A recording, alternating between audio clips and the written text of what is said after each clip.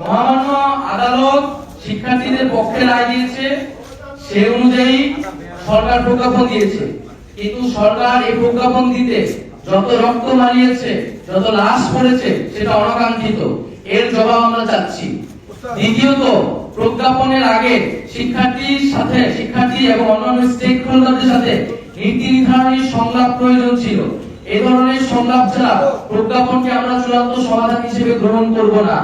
তাই আমরা যথাযথ সংলাপের পরিবেশ তৈরি করে এবং সকল স্টেক হোল্ডারদের সমন্বয়ে আমরা একটি নীতি নির্ধারণী সংলাপ চাচ্ছি, এবং আমরা কোটা নিয়ে যাতে ভবিষ্যতে কোনো ধরনের সমস্যা না হয় সেজন্য একটি স্বাধীন কমিশন গঠন করার আহ্বান জানাচ্ছি।